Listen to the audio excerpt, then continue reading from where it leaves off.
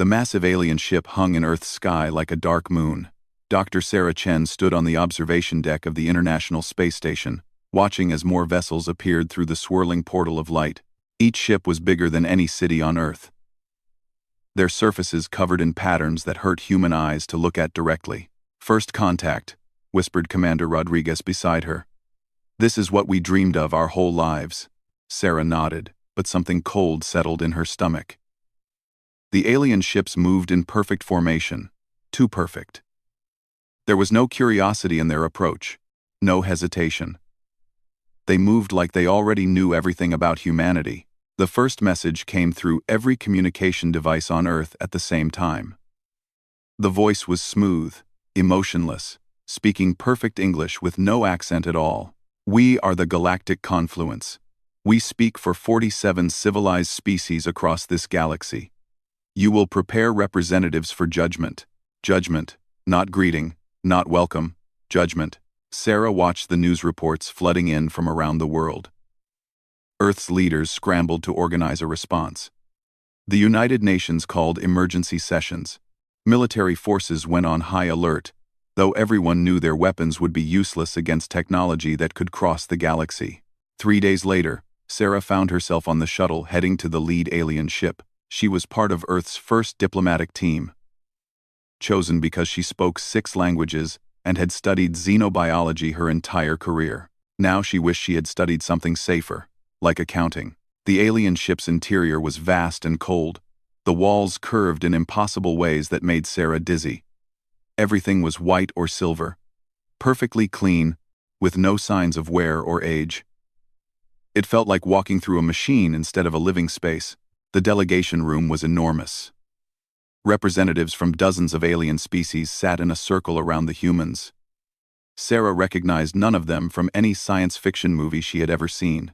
Some looked like giant insects with too many eyes. Others were floating clouds of gas inside clear containers. A few seemed to be made entirely of crystal. At the center sat the Zelathi, tall and elegant, with skin like polished metal. Their leader spoke without moving, what might have been a mouth. "Humans of Earth, you have been evaluated.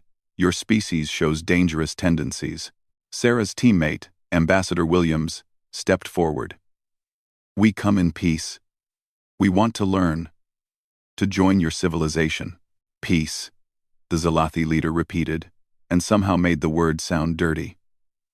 "Your species has fought over 17,000 wars in recorded history. Your planet shows signs of environmental damage from industrial excess. Your governments cannot agree on basic principles of cooperation." Another alien, this one covered in blue scales, spoke with a voice like grinding stones. "The Vex Collective has analyzed your data networks. You create fiction celebrating violence. Your entertainment focuses on conflict and chaos." "That's just stories," Williams protested. "Humans value creativity and imagination." "Chaos," said a third alien, its body a shifting mass of tentacles. "Unpredictability is the enemy of galactic peace.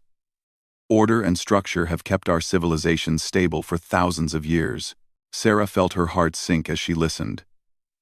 Everything that made humanity special, their creativity, their independence, their ability to adapt and grow, the aliens saw as flaws. These beings had created a perfect galactic society by removing everything that made life interesting. The Zelathi leader stood. "The Galactic Confluence has made its decision. Humanity is too dangerous to join civilized space. You will be contained." "Contained?" Sarah stepped forward. "What does that mean?" "Your solar system will be surrounded by a quantum barrier. No human ship will leave. No outside contact will be permitted. You will remain on your world until your species learns proper order." Ambassador Williams's face went red. "You can't do that. We have rights.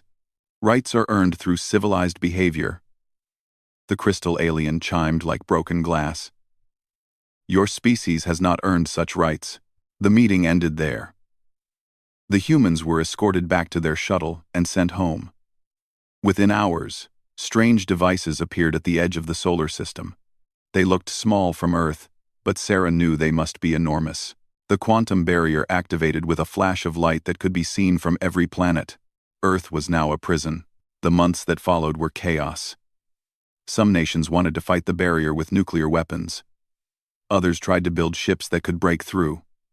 Nothing worked. The barrier was like trying to punch a hole in the universe itself. Sarah threw herself into planning humanity's survival. If they were trapped in their solar system, they would need to use every resource available: the asteroids, the outer planets, every scrap of material they could mine.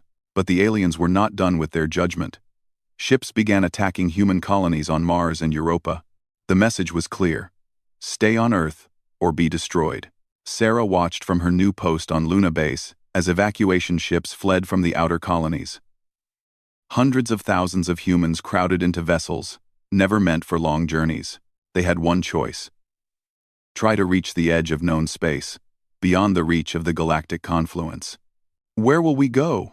asked Dr. Kim, her research partner. Sarah looked at the star charts showing the galactic rim, the empty space where no civilized species wanted to live. It was dangerous, full of radiation and dead systems.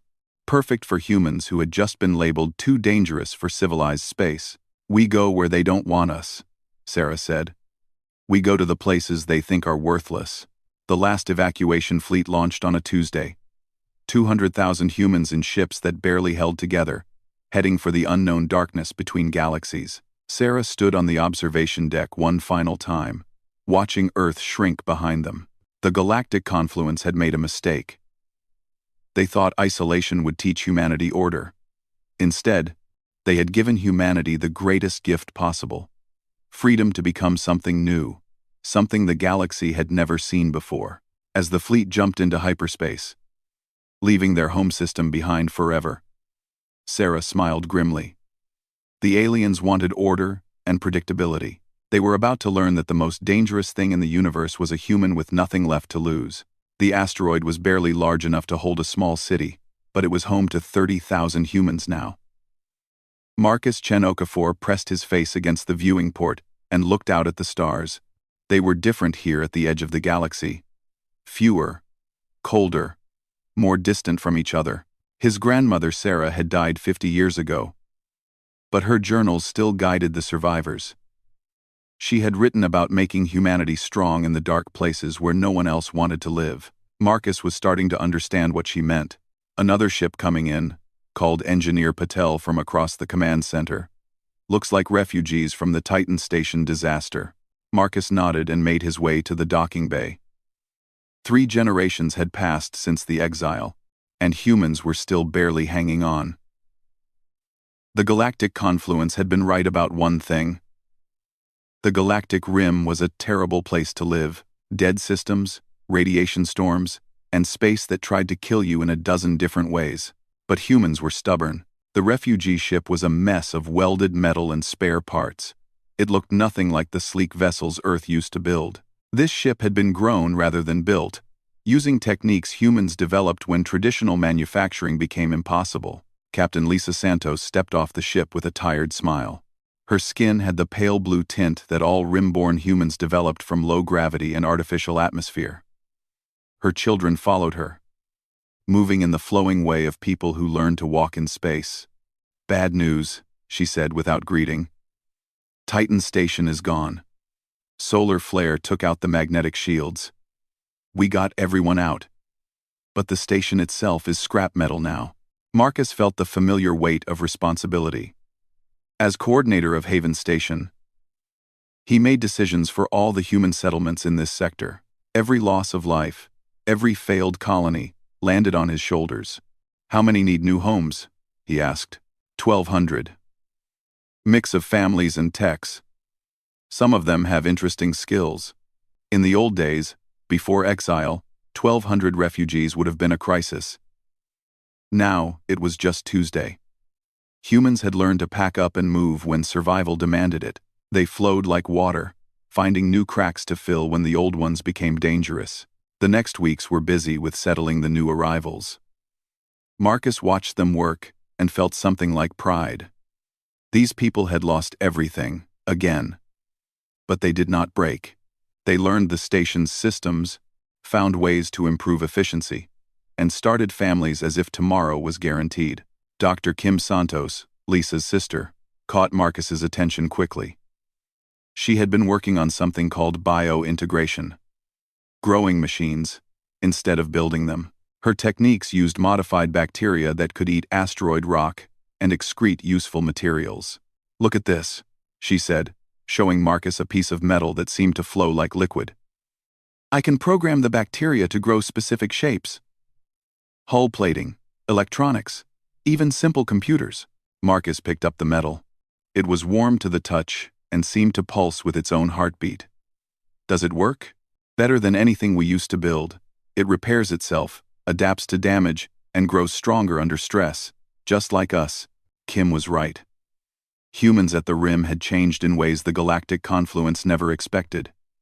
Children born here moved differently, thought differently. They could work in zero gravity for days without getting sick. They could fix broken machines by feeling how the parts wanted to fit together. Most strange of all, they seemed to share knowledge without talking about it. Marcus noticed it first with the engineering teams. One person would start working on a problem, and others would join in without being asked.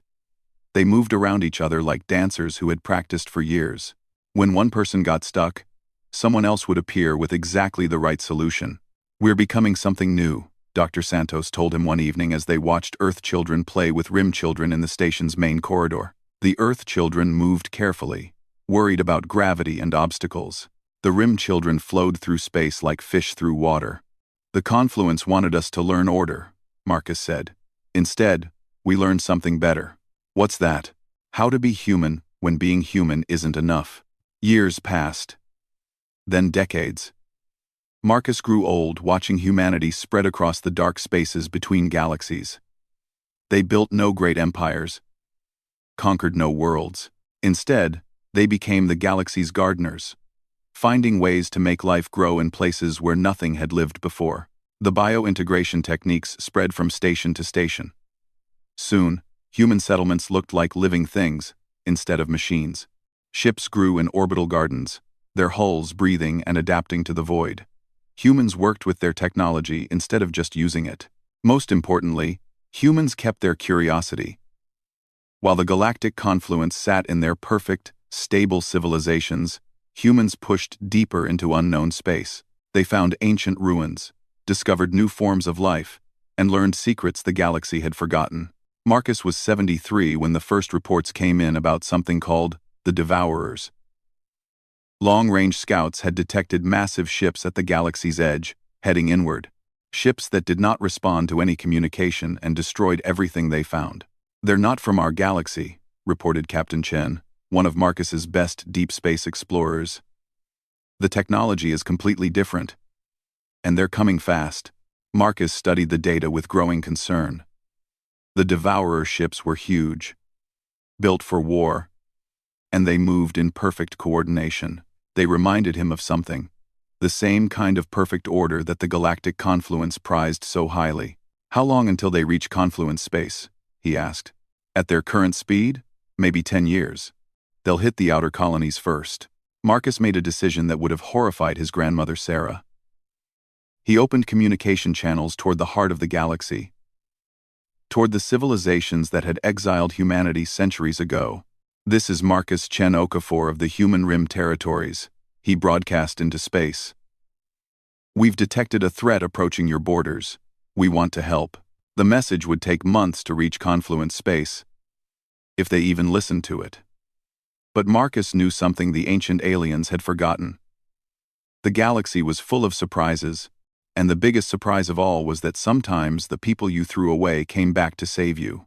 In the meantime, humans prepared, not for conquest or revenge, but for the hardest thing of all, forgiving the people who had hurt them and fighting for strangers who had never shown them kindness. Because that was what humans did, even when it made no sense, even when it was impossible. Captain Thex of the Zalathi watched his ship die around him.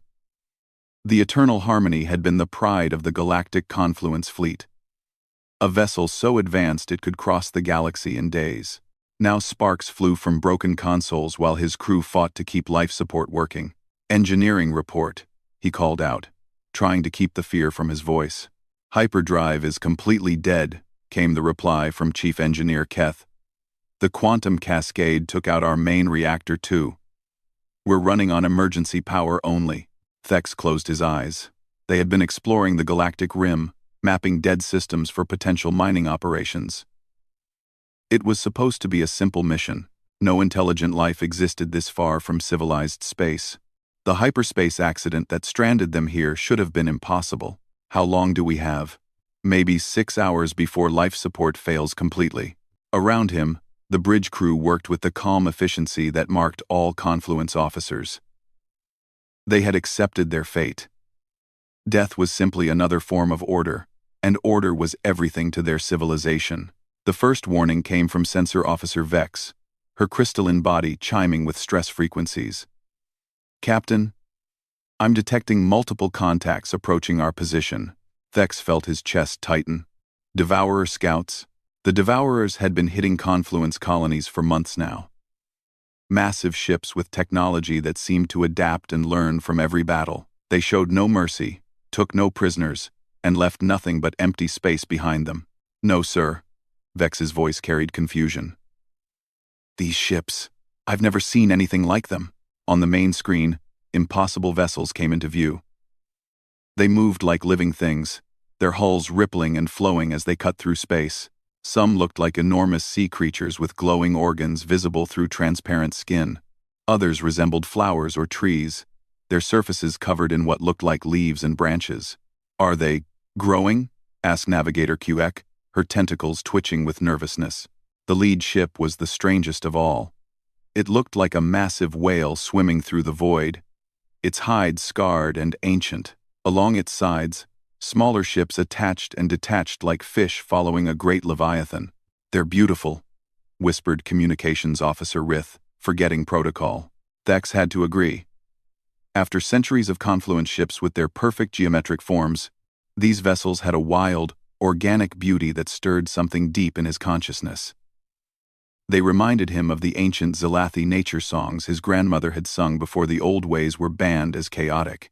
"Captain," Vex called out with rising panic. "New contacts. 3 Devourer scouts, closing fast from the outer system." Thex's heart sank. The Devourers had found them. In minutes, his crew would be dead, and his ship would be scrap metal drifting in the void. The strange organic ships immediately changed formation. Instead of fleeing, they moved between the Eternal Harmony and the approaching Devourers. The lead whale ship opened along its sides, revealing weapons that looked like they belonged in a fever dream. "This is Commander Zara Chen Okafor of the Human Defense Fleet," a voice said over the communication system. "Confluence vessel, please respond." Thex nearly fell from his command chair. Humans? That was impossible. Humans had been extinct for 3 centuries. "This is Captain Thex of the Zalathi Empire," he managed to say. "You claim to be human?" "Confirmed. We're detecting Devourer scouts approaching your position. Recommend you stay calm and let us handle this."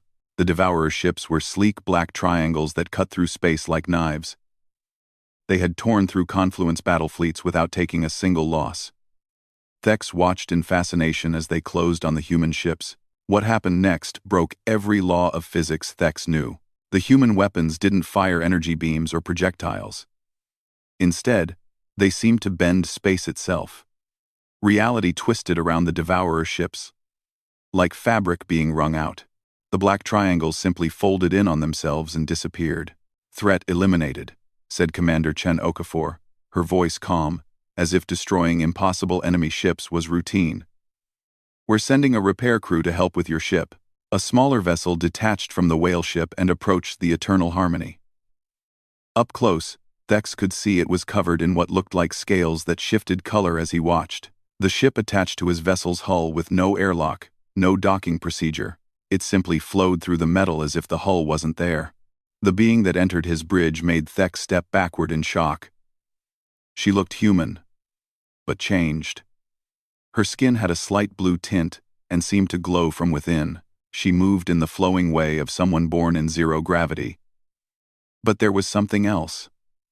A presence that filled the room like sunlight. "Captain Thex," she said, extending a hand in the ancient human greeting. I'm Commander Zara Chenokafor. Sorry about the dramatic entrance, but your ship was about to lose life support. Behind her came more humans, but they carried no tools. Instead, they placed their hands on the broken consoles, and the machines simply began working again. Not repairing, transforming. The rigid confluence technology flowed and reformed itself into something organic and alive. How? Was all Thex could manage. Biointegration, Zara explained. We learned to work with our machines instead of just using them. Your ship's systems are compatible with ours now. They'll keep working and actually improve over time. Chief Engineer Keth touched one of the reformed consoles with wonder. This is impossible. Our technology doesn't work this way. It does now, said one of the human techs, a young man whose eyes held the deep calm of someone who had grown up among the stars. Machine and organic can be partners instead of separate things. Zara studied Thex with eyes that seemed older than her face. Your people exiled us 3 centuries ago. Called us too chaotic for civilized space. Thex felt shame burn in his chest. I was taught that humans were extinct. The record said you failed to adapt. We adapted. Zara smiled, and the expression transformed her entire face. Just not the way you expected. We learned to be human in ways we never imagined. But why save us, after what the confluence did to your people? Zara was quiet for a moment, looking out at the stars. Because someone has to. The Devourers are coming for everyone, and fighting them alone is suicide. Besides, she turned back to Thex with that strange smile. Holding grudges is exhausting. We found better ways to use our energy. As the human ships prepared to escort the Eternal Harmony back to Confluence space, Thex realized that everything he had been taught about order and chaos was wrong. These humans had found something beyond either, a way of being that embraced change while staying true to themselves. The galaxy was about to learn that the species they had thrown away had become its greatest hope. The invasion began at dawn, Galactic Standard Time. Ambassador Prime Keth stood in the ruins of what had been New Zalathi, the crown jewel of the Confluence's outer colonies. Smoke rose from crystal spires that had stood for 1,000 years. The geometric perfection that defined Confluence architecture lay broken and twisted across the planet's surface. 7 million dead in 3 hours, reported Admiral Voss, his mechanical voice carrying no emotion. The Vex Collective had removed feelings centuries ago, believing them inefficient. Now Keth wondered if that had been a mistake. How many colonies have we lost? Keth asked, though he already knew the answer would hurt. 16 systems in the last month. The Devourers learned from every battle. Our tactics work once, then never again. Keth watched rescue ships pull survivors from the wreckage.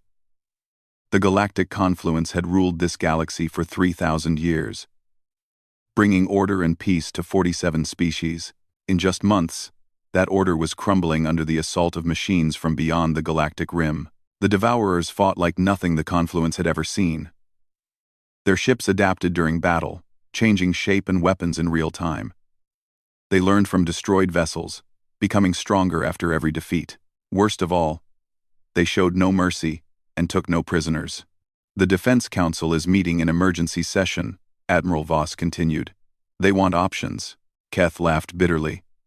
Options. The Confluence had 3,000 years of military tradition, fleets that had never known defeat, weapons that could shatter moons. None of it mattered against enemies that treated every loss as education. There is one option, Keth said quietly. Captain Thex's report from the rim. Admiral Voss's optical sensors focused on him. You cannot be serious.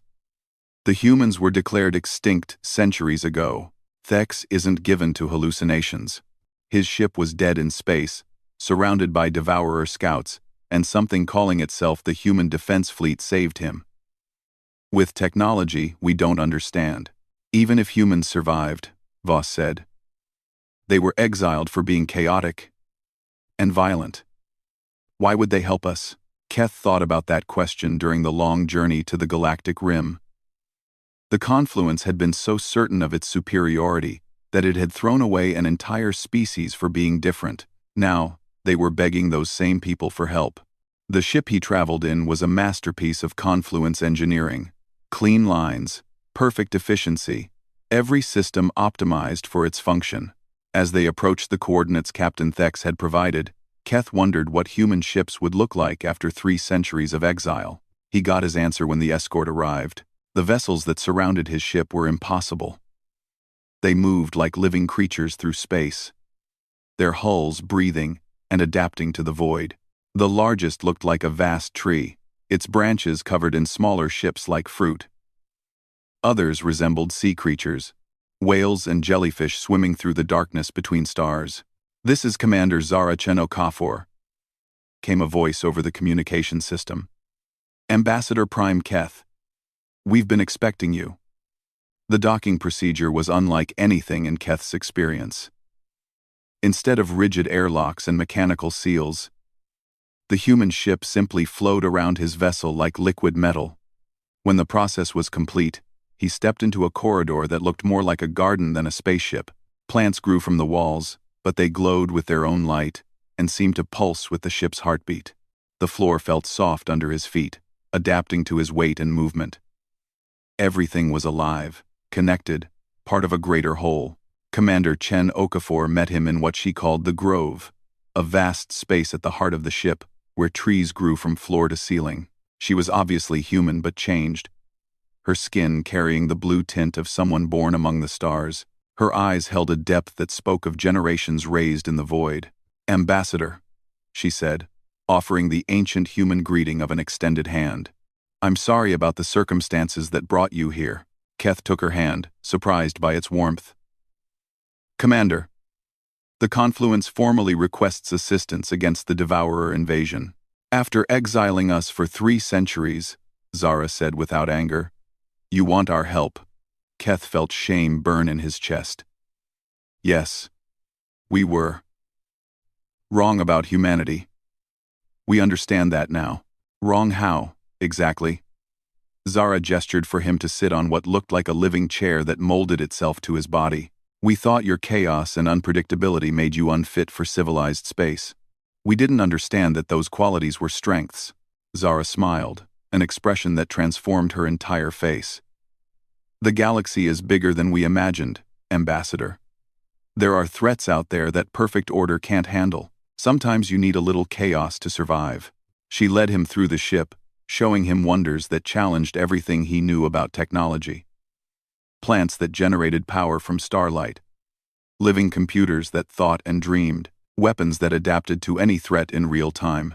"This is biointegration," she explained. "We learn to work with life instead of just using machines. Our technology grows and evolves with us." "How many ships do you have?" Keth asked. 10,000 vessels in the main fleet. "But Ambassador, we don't fight the way you do. We don't conquer or destroy. We adapt and overcome." Within days, the first joint human confluence fleet was assembled at Kepler's Gate, a strategic junction that controlled access to the galaxy's core worlds. Admiral Voss commanded the confluence forces with their geometric formations and precise tactics. Zara led the human bioships with their flowing, organic movements. When the Devourers arrived, they came in their usual formation, black triangles cutting through space like knives. They had destroyed every confluence fleet that faced them, learning and adapting from each victory. But they had never fought humans before. The battle that followed broke every rule of warfare Keth had ever studied. While confluence ships engaged the Devourers in traditional combat, human vessels flowed around the battlefield like dancers. They didn't fight the Devourers' adaptation. They out-adapted them. When Devourer ships changed their weapons, human bioships grew new defenses faster than their enemies could analyze them. When the Black Triangles tried to learn human tactics, the humans simply changed everything they were doing. Most amazingly, the two fleets began working together in ways neither had planned. Confluence precision guided human creativity. Human adaptability enhanced confluence strategy. Together, they created something neither species could achieve alone. The Devourers, for the first time in their invasion, retreated. Standing on the bridge of Zara's flagship, watching the enemy flee into the void, Keth understood what the Confluence had lost when they exiled humanity. They had thrown away the very thing they needed most: People who saw the universe as a place of infinite possibility rather than rigid order. "This is just the beginning," Zara told him as they watched the stars. "The galaxy is going to change, Ambassador. Are your people ready for that?" Keth thought about the crystal spires of New Zalathi, perfect and beautiful and broken. "I think," he said slowly, "it's time for the confluence to learn a little chaos." 6 months after the last Devourer ship fled into the void, Zara Chen Okafor stood before the largest gathering in galactic history. Representatives from 48 species filled New Geneva Station, a structure that would have been impossible under the old confluence system. The station itself was a miracle of cooperation. Zalathi crystal-growing techniques had been combined with human bio-integration and Vex computational systems. The result was something that lived and breathed while maintaining perfect structural integrity. Walls that could think, gardens that generated power, and communication systems that translated not just words, but emotions and intentions. "Citizens of the Stellar Commonwealth," Zara began. Her voice carried to every corner of the galaxy by networks that grew like living things through space. "We gather today not as conquerors or conquered, but as partners in something unprecedented. A truly free galactic civilization." Ambassador Prime Keth watched from the Zalathi section, still amazed by how much had changed. The rigid caste systems that had defined confluent society for millennia were dissolving. Young Zalathi were learning human bio-integration techniques. Vex collective members were rediscovering emotions they had surgically removed centuries ago. Even the ancient crystalline hierarchies were experimenting with chaos theory.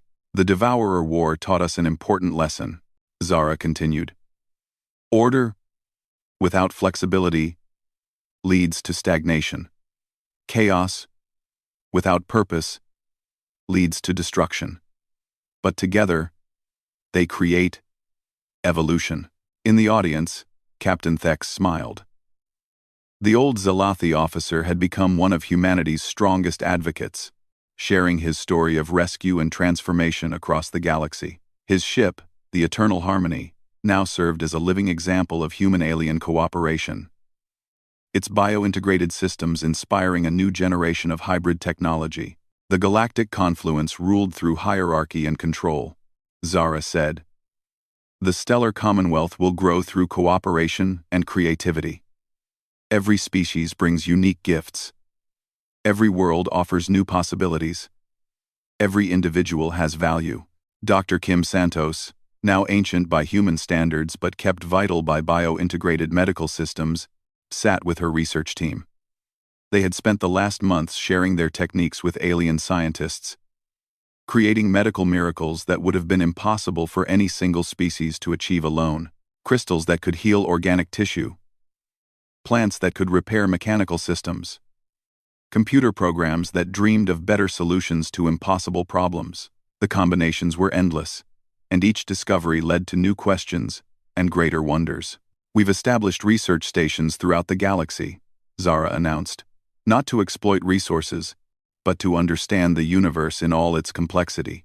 We're mapping ancient ruins, studying new forms of life, and pushing the boundaries of what's possible." In the deep space exploration section, Captain Chen reported on discoveries that would reshape galactic civilization. Dead worlds brought back to life through bio-integration, ancient technology awakened by human curiosity and alien wisdom, even signs of other galaxies with their own civilizations waiting to be discovered. "But our greatest achievement isn't technological," Zara said, her voice softening. "It's social. We've learned to see difference as strength rather than threat." The proof was everywhere in New Geneva Station.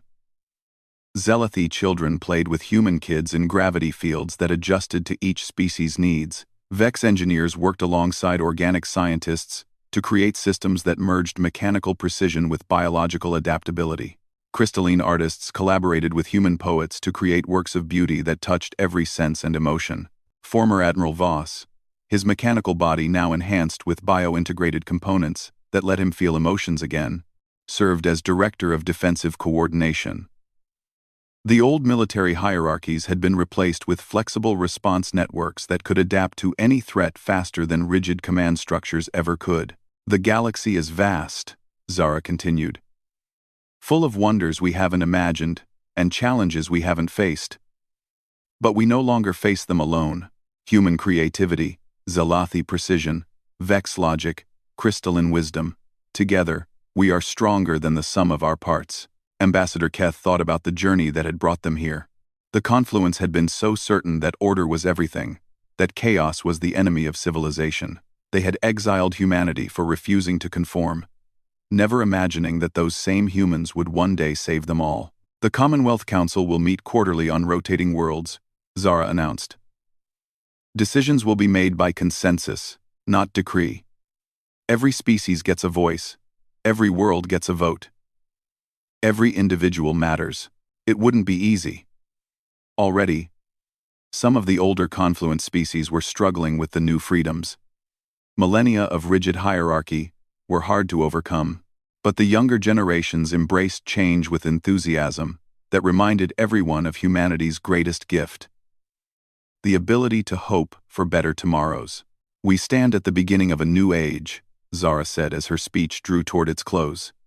An age of exploration, cooperation, and growth. The Devourers tried to bring order through destruction. We choose to create order through creation. In the biogardens surrounding the assembly hall, children from dozens of species played games that would have been impossible under the old system. Human kids taught alien friends how to build tree forts that grew themselves. Young Zalathi showed human children how to sing crystal harmonies that made the station's walls glow with pleasure. The Commonwealth will face challenges, Zara admitted. There are still unexplored regions of the galaxy. Still mysteries to solve. Still conflicts to resolve. But we face them together, as partners, as friends, as family. She paused, looking out at the assembled representatives of galactic civilization. Representatives from every world, every species, every way of life the galaxy had produced. 3 centuries ago, humanity was exiled for being too chaotic, too unpredictable, too different. Today, I stand before you as the Commonwealth's first supreme coordinator, chosen not despite our differences, but because of them. Because sometimes the galaxy needs people who see solutions where others see only problems. The applause that followed wasn't the polite, measured response traditional to confluence gatherings.